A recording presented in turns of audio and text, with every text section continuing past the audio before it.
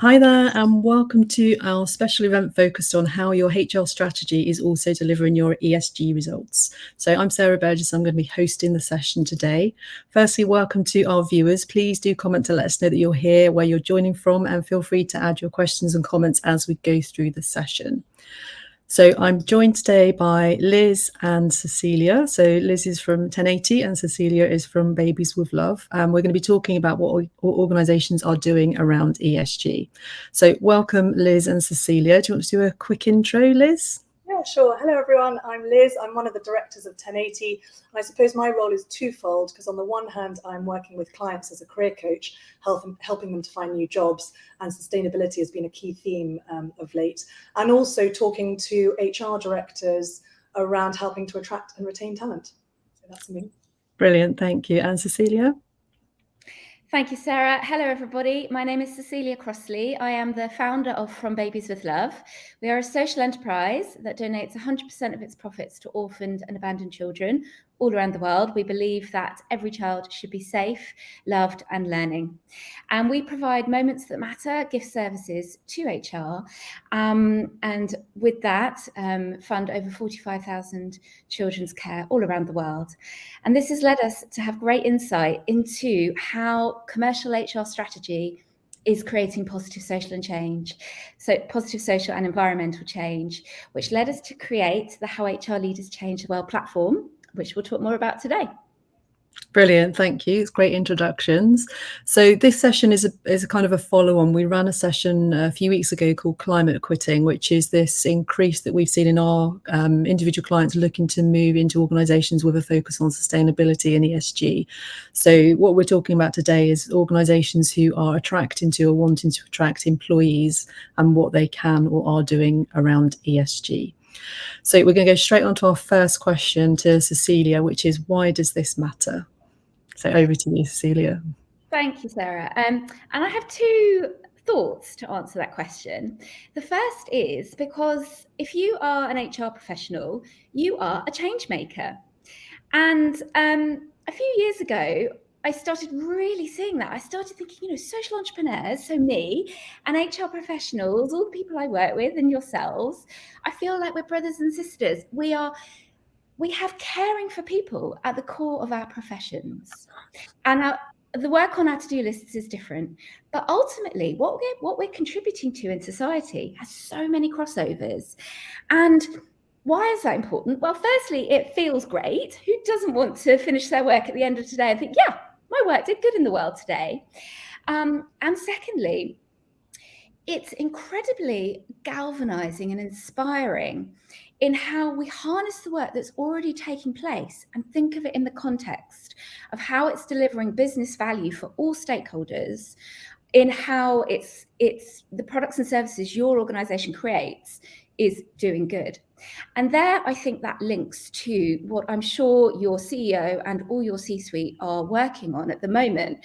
I bet that in many of your organizations, you had a C-suite leader at Davos, say, just a couple of months ago, and perhaps there was a LinkedIn post where your CEO said, yes, we are, this is our purpose and this is what we're going to do and this is when we're going to achieve net zero. Well, how is that going to be operationalized? And none of it will happen without people, which means you're very important. So that is why I believe it matters. Okay, brilliant. So if we move on to our next question, which is, how is HR delivering the E, the S and the G? Great. And I'm going to have to be really careful not to talk for hours here, because I have been studying this topic for several years through the platform I mentioned called How HR Leaders Change the World. Now here, we began as a podcast, and every week I interview a CHRO from all over the world, all different markets and geographies, and ask them about how their commercial HR strategies are delivering the E, the S and the G. So today is just going to be a really skim the surface feel, a sense of some examples that I'd like to share with you. And if you're particularly interested, may I recommend podcast number 72 to you, because we did an episode there where we we just did some summaries, and you can hear CHROs from companies like DFDS, KFC, Danone, National Grid. The list goes on where we split it into the E, the S, and the G. But let me share some examples today to give you a sense. And may I also just say, I firmly believe that this is work that you are already doing. There's nothing new to add to your workload here. This is just framing it and grounding it within the ESG framework. So for the E, for example, are you doing any learning and development programs, training programs on how your whole business is going to deliver any net zero target that it may have changed? That's an HR responsibility that absolutely is contributing to the E. Are you recruiting or upskilling new roles and skill sets that enable you to meet, say, a net zero target or any other target? It doesn't have to be just net zero. Are you working on the new hybrid working models and where your colleagues are working, and how work will take place in the future of work? And therefore, what is the carbon or the reduction in carbon footprint of your colleagues and all their movements that will contribute to, even if your company doesn't have a net zero target, that, a bit off the top of my head, but logically you could say that's going to lead to reduction in the footprint of your company. So across recruitment, across learning and development, and across the future of work, organizational design, perhaps you might use that phrase of area of HR there. That's 3 significant functions within HR that are all contributing to the E. I'll stop because I could go on. Let me move on to the S. So the S, I think, is probably, you may have heard about HR driving the S before, because I think here there is just so much. And I think we could begin with social mobility and say, do you have an apprenticeship program?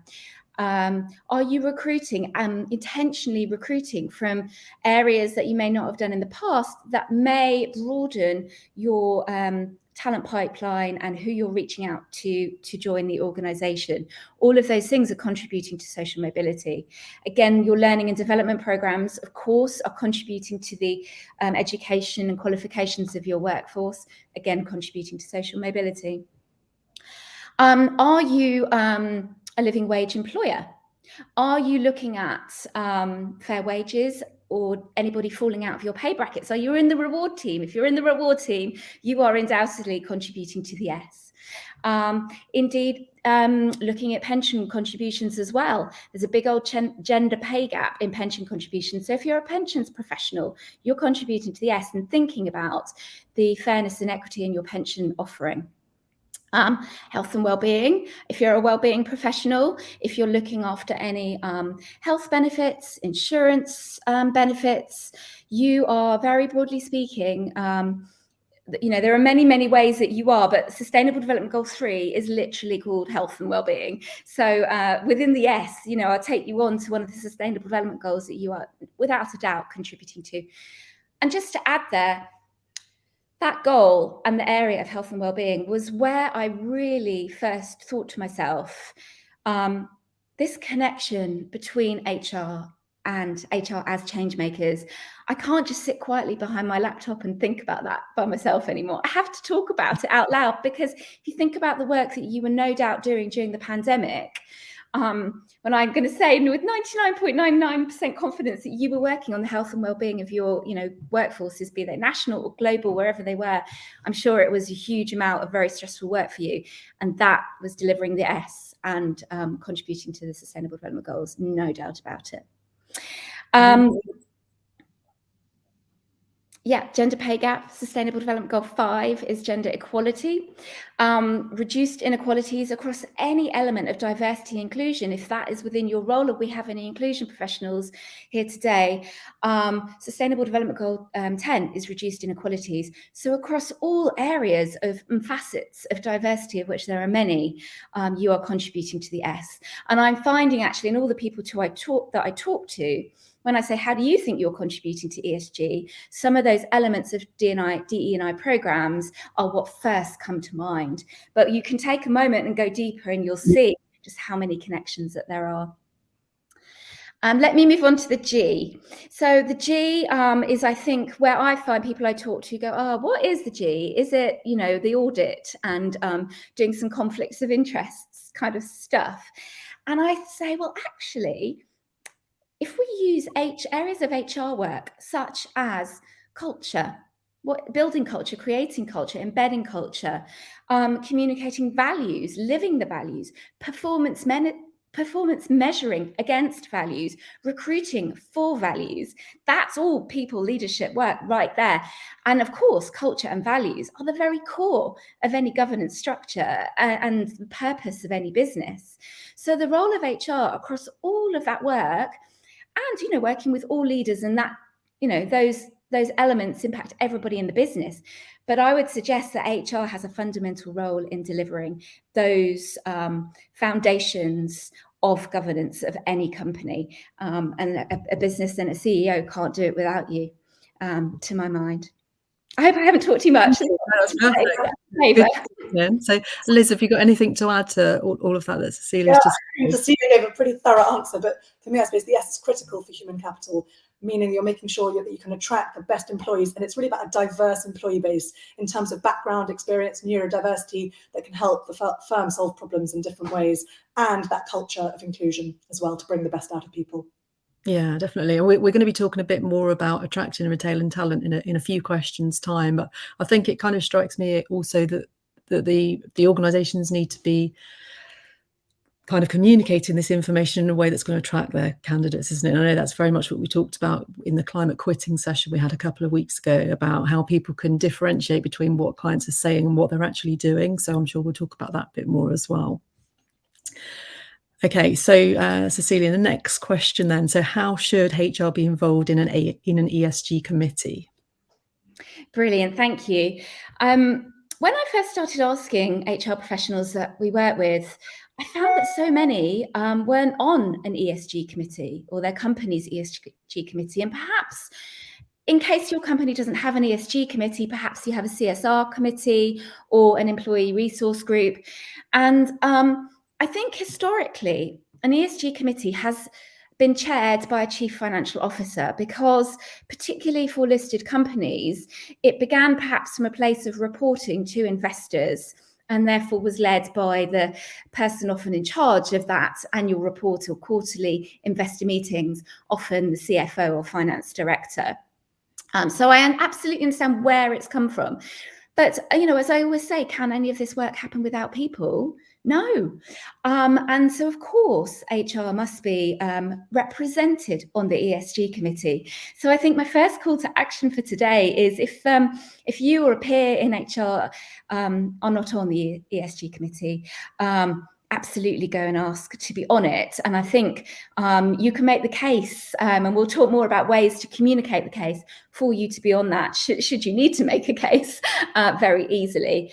And then how should you be involved? Well, the majority of your HR programs are contributing to the objectives of that committee. So feeding in the results, absolutely being party to the writing of any report that covers your company's annual or other ESG reporting, and then helping design what objectives does that ESG committee have, and how can that help you in leading your people strategy. They should be two sides of the same coin and a win-win. You are absolutely allies, I think, in demonstrating the business value that your company creates. Absolutely. And is there a forum somewhere that HR professionals can talk to each other about this? They can kind of bounce ideas off each other, do you think? Or maybe is that what you're doing? Yeah, well, we are about to create one, so that's a lovely question. Oh, good. That wasn't even planned. No. So how HR leaders change the world. You can currently sign up to join the community, which is it's a free community, and it's quite basic at the moment. We've taken our first step. We're building a new membership area where there will be a lot more space to digitally and in person talk to peers and speak with us, and we'll bring in more experts to help develop this topic, because the more we do, the more people are asking us to do, and there's a natural evolution in how how we build our community that we're taking some brilliant steps on this year. So for now, you can go to our website, frombabieswithlove.org. And you'll see the How HR Leaders Change the Community area, and you can sign up to join the free community in its first, what's the word I'm looking for? First look at it, Yes, exactly. Yeah, brilliant. Okay. And Liz, have you heard from any of your kind of corporate clients in HR, if they're in ESG committees and that kind of thing? Yeah, and I think if you were to ask me this question a few years ago, I think the answer would be very few. But now, I absolutely do know people in HR, and I think it's getting much, much more common because HR are really keen to contribute to real change and development of their firms and the industry more generally. At the biggest area from an internal ESG focus is human capital. So it's critical to have HR involved in order to drive these initiatives forward, whilst understanding that the initiatives do need to be led top down in order to get buy-in from the whole firm. But I believe HR are a key member of the ESG committee who can address these internal activities. Yeah, that's good. And has there been a move, do you think, to encourage more of these types of questions on employee engagement surveys and things like that to get data from employees? Have you noticed that, either of you? No? Just wondered, with corporates, if they were asking that.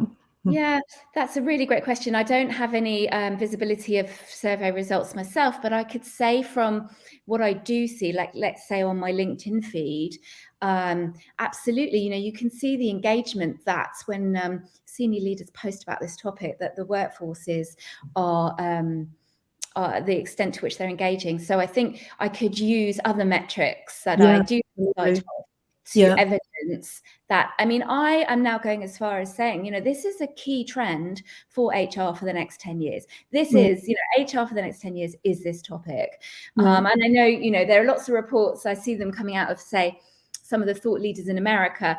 And perhaps they don't quite yet have it on their top 10 in the way that I would use it. But you can see the beginnings of the language creeping in to that very mainstream HR thought leaders perspective. And so I'm now badgering them and telling them all that they need to get on the case. Yeah, absolutely. And I think the very fact that, on LinkedIn, there's this whole climate quitting thing that's being talked about, with more and more employees wanting to join organisations who have got focus on this. So it's going to be driven by candidates as well, isn't it? Okay, so you've mentioned UN, Cecilia. So how can HR connect with UN sustainability goals? Yeah, so yes, there are 17 sustainable development goals, which you can Google, and they're beautiful colours and lovely and bright if you don't already know them. I won't have time today to kind of go through them as such, but just to share that some of your colleagues or HR peers in other countries might use the phrase global goals for those. Okay. And this year, this is such great timing that we're doing this session today, because this year marks the halfway point to the target date to achieve the goals, which is 2030. So this coming September, the week commencing the 18th of September, is Global Goals Week. It is huge in New York, where the UN has obviously got its headquarters. And I think because of this halfway point, we will see an even louder than normal volume of external marketing activity by the world's biggest businesses, by the CEOs, talking about what their business is doing at this halfway point.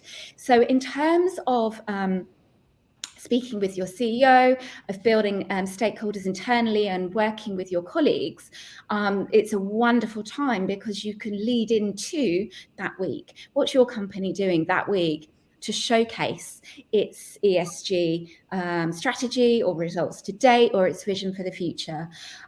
So that's a really timely opportunity. But as I started doing just before, when I was talking about fitting HR work within the E, the S and the G, I do the same with the Sustainable Development Goals. I already started doing it naturally, didn't I? And like that example I shared of hybrid working and the future of work, Sustainable Development Goal 11 is sustainable cities and communities. And I've chosen that one to mention today specifically because you might think, oh, well, that's not HR, that's like sustainability. And it's like, well, no, that's your office space. That's where your people work. That's are they coming in twice a week or 3 times a week? Are they cycling in or driving in? Has cycle to work scheme might be, an HR benefit, or a benefit sorted out by HR, which absolutely is contributing to sustainable cities and communities. So I share that an example of when you first look at them, you might think, okay, this one, like SDG 3, health and wellbeing, absolutely that's HR.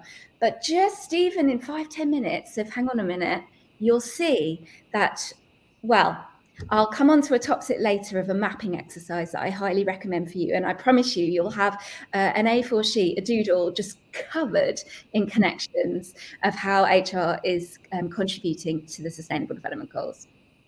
Brilliant. And Liz, have you got anything further on this one? I just wanted to add a quote a stat that I found really interesting from the Charities Aid Foundation. There was 83% of millennials say they would be more loyal to a business that enables them to contribute to social problems. And it comes back to that Gen Z and the millennials saying this is really what they're looking for. Yeah, excellent. Any views on that stat, Cecilia? Is that something you've seen before, that kind of thing? Yeah, I mean, I'm going to say it's 100%, but I have no stat for that. I just feel that in my bones. Okay, brilliant. Okay, so next question then. So why connecting your HR work and ESG can help you to achieve your goals? So it's not really a question, more of a statement, but you want to talk around that, Cecilia? Absolutely. And I think there are those two pieces of first, allyship, and secondly, further demonstrating the business value that HR is delivering for your business. So on allyship, you may already be friends with your CEO, your sustainability director, the chair of your ESG committee, people perhaps in different functions that may at the moment feel siloed, particularly if you work for a large business. But as I think we've just given a flavour of today, your work is delivering the objectives that all of those people have. And therefore, those people are your allies in driving your people strategy. And by, of course, collaborating and sharing, perhaps that will help you with the next business case you need to get signed off for, the new initiative you want to pilot, or the new strategy you want to implement, or the new element of culture change you're trying to embed. All of those people are your compatriots and advocates for your work. And it may just be that the only work that's needed is connecting the dots and communicating to them that all of this great work in HR is happening and why they're interested in that and therefore want to be your friend. And the second is demonstrating the value of HR. Absolutely, you're delivering commercial people strategy. You're doing it in a way that is delivering ESG results, and that is relevant to every customer and every investor and every other stakeholder that you have. So it's another way you can elevate just how important HR is to your business. And that helps you achieve your goals. Yeah, so good. Liz, anything to add on this one? I think it's also about communicating your purpose as well. Yeah. And knowing that and reviewing that as well as time goes on. Yeah, okay, that's good. Okay, so how can you harness ESG to attract and retain talent? So we touched on this a bit earlier, but Cecilia, do you want to expand on that? Yeah, so I think for attracting, here's what I think is really powerful. Speaking to Liz's brilliant statistic there on what's important, particularly to people who are a bit younger than me, but totally important to I'm Gen X, so my generation too. In your job packs and role descriptions and adverts, I suspect there are many that include something around purpose, about, what does your company care about? And what about the next level of breaking that down? For any specific role that you're recruiting, well, how is it contributing to the E and the S and the G within that purpose or brand statement that you put as the kind of introduction to your company or what your company cares about? Because if it's so obvious what your company cares about within the language, and then you'll be attracting people that care about it too. And those people will be high performing and stay a long time, hopefully, because what you care about is aligned. And you can communicate that through ESG at a role specific level. And here's where I think the standout opportunity is, for every role advert that goes out, can you also name the sustainable development goals that it contributes to? Because there you will absolutely be speaking to language, positive change, and what people care about. And I think that makes for a very enticing role description. And the advert that, all the pieces that go around attracting. Yeah. And for retaining, well, how are what you care about, the products and services and the good they do in the world, and how are they reflected in performance discussions and metrics? So I think performance measuring against values, I believe, is a long-standing approach within HR, and it's the next evolution of that. In a performance discussion, can you look at someone's goals for the year and their work plan and say, well, here's how it's contributing to the E, the S, and the G. Here are the sustainable development goals that your work this year has contributed to. And then perhaps initially that's a discussion, particularly if that's a totally new concept. But in time, there will be measurements that can go against that as well, to have quantitative as well as qualitative elements of that performance management framework. And again, I just think that's connecting back to, in retention, your member of staff, how is the work that they've done and showing that they care connecting to what your business has sold and how your business has financially performed and what your business cares about. And I think if those two are aligned, you want to work for that company. Absolutely. And so Liz, have you seen anything from the corporate clients that you've been working with about this area? Putting ESG at the core of your business and aligning ESG factors with the business strategy and being transparent about policies as well. And then just developing an ESG oriented culture within the organization, so that an interview can really find out what are they doing and why stay, how you can get involved, because the employees are the backbone of the organization. So it's about understanding how employees can get involved as well. Yeah, and I think on things like LinkedIn as well, you can set up your company page to talk about life and values and your commitments and things like that. So it's maximizing all of those communication tools that you've got. You can even now, something that's really new on company pages, you can suggest content topics for your employees to go and write posts about. So then when people come to visit your page, they can see the employees and what they're posting about privately as well. So I think that's all really good moves to just kind of get a bit of buy-in from individuals within the organisation as well. Okay, so well, thank you very much to everyone that's been watching. I can see that there have been people watching. So if you do have any questions, please do feel free to add them later on, or if you're watching on catch up, then obviously ask your questions and we will go back in and answer those. So we normally finish these sessions with a top tip. So if we're going to go for a top tip to leave for organisations who are looking at this, Cecilia, what would you say to people? So kind of final piece of advice.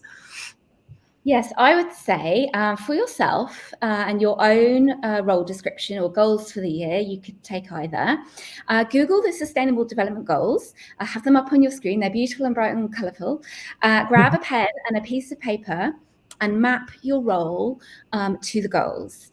Like I mentioned before, I'm pretty sure it will be a page that's just got so much on it, it will be unintelligible.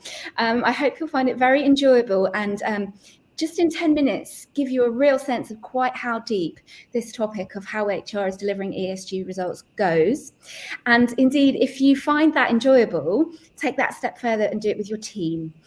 You can go on and on. You can then use that as a communications tool to show those other stakeholders, peers in your organization, your CEO, the work you're doing. You can roll it out across every single team. Every employee in your company could do that exercise as well. But you could start with yourself, 10 minutes, goals on screen, cup of coffee, and get mapping. Brilliant, thank you. And Liz, have you got a top tip? Focus on areas where you can make a meaningful impact and drive the most effective results. Brilliant, thank you. Okay, so once again, thank you very much. Thank you to Liz and Cecilia for this great conversation. It's been really, really interesting. And as I said, please do ask any questions later and we will come back to those. So we're going to be back on the 18th of April at 1 o'clock when I'm going to be joined by Chris Thorne and Jill Amos, when we're going to be talking about when you should leave a chaotic job. So I'm sure that's going to be a really interesting conversation as well. So thanks very much, everyone, and see you next time. Thank you. Bye.